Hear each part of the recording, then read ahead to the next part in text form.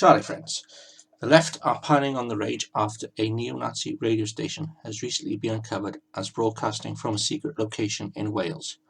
Wales Online reports that Radio Aryan is an online radio station which is allegedly full of xenophobic and extreme imagery and views.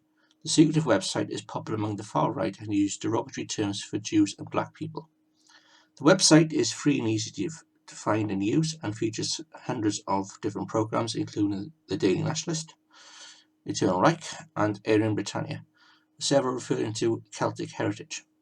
They've also broadcast a number of readings from Hitler's Mein Kampf. A key figure behind the station uses the pseudonym Sven Longshanks, which refers to King Edward I, who expelled all Jewish people from England in the 13th century. During one interview, Longshanks refers to previous media reports by the Daily Mail and the Times, describing them as Jewish media. He adds that he has been contacted by numerous families who say they listen to the show with their children and that people of mixed race are a, quote, biological threat to society. A Twitter account with the handle at Radio Aryan and the name Sven Longshanks still appear in Google search results, but has since been suspended by Twitter after violating rules. Another broadcaster features David Duke. Previous media reports on the station said that they believe it to be based in Wales. They also quote Scotland Yard as saying the station has been under investigation by the Welsh Extremism and Counter-Terrorist Unit, or WEC2. When approached by Wales Online, the Met Police would not provide a comment and directed our query to WEC2 via South Wales Police. A spokesman for South Wales Police said they couldn't confirm or deny that an investigation has taken place. One expert at Cardiff University said the station sits at the more extreme end of the far-right spectrum.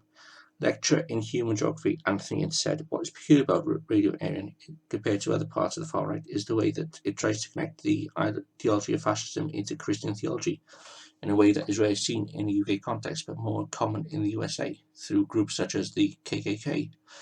This is closely connected to anti-Semitism, and Radio Aryan sees Christianity as partly a movement to rid the world of Jews. Dr. Ince said, whilst the views on the site are often criticised by other right-wing groups, it can be a source for indoctrination. He said that although it seems rather niche, it is important to emphasise how these seemingly marginal sites can be sources of indoctrination not only for people in Wales or the UK but across the world. The internet is a global phenomenon and people could stumble across this site. Radio is connected to other white supremacist sites globally, so it could provide an entry point to a range of other groups of a similar inclination. Wales has seen a number of alt-right instances in recent years, including a racist graffiti attack in Cardiff, although it's still not clear now who was responsible. Far-right rock bands originating from Wales, such as Celtic Warrior, Brutal Attack and Blackout, not to be connected with the Blackout, who were a different band entirely, and a terrorist group that wanted to build a white-only stronghold in mid-Wales. Last year, Cardiff loner Dan Osborne, actually Wales Online, he is from Weston-super-Mare, but let's not let the facts get away a good story, shall we? Was jailed for life after being convicted of murder and attempted murder following a van attack which saw him deliberately mow down people outside two London mosques. The judge who sentenced him told Osborne, who was then 48, that he had been radicalised within a short period of time and possessed a perverted hatred of Muslims. Another expert at Cardiff University said that the station fits into the wider growing movement of far-right views.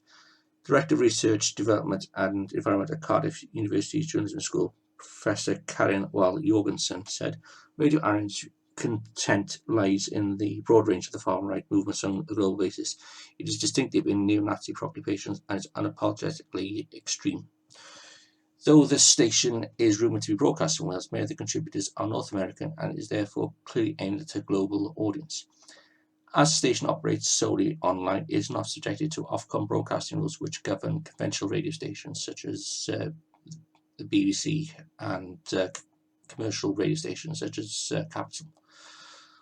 Labour MP for Cardiff South and Penarth, Stephen Doughty, raised concerns over this radio station and its right-wing content in the journal several times, saying that the fact that this station has horrific neo-Nazi content continues to exist across social media sites is utterly unacceptable. It is outrageous that this content is easily accessible. I repeatedly called on Home Secretary to ban a number of these organisations driving extreme right-wing activity in the UK, but this is yet to happen.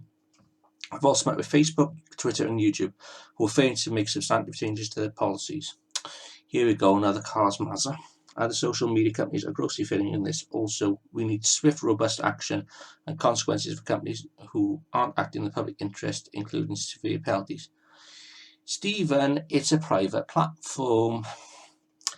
Sarah Khan, who leads the Commission for Countering Extremism, which advised the government, addressed a conference held by the Centre for Analysis of the Radical Right, or CAR, last month, and she said, "There's an emerging picture is forming of extremism in England and Wales. It manifests itself in radicalisation, violence and terror, but also in a pathway of dangerous individuals and groups who spread hatred and intolerance."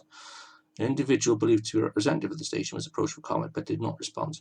There are no contact details on their website, but it does include a section headed "Important" that says, "Our content is not intended for mass public consumption. It's created by nationalists for nationalists with the intention of promoting virtue among our people and encouraging them to set a good example to others. Our content may not have this effect on non-nationalists, as it's not intended for their ears." There we go then. All we hear is Radio Nazi.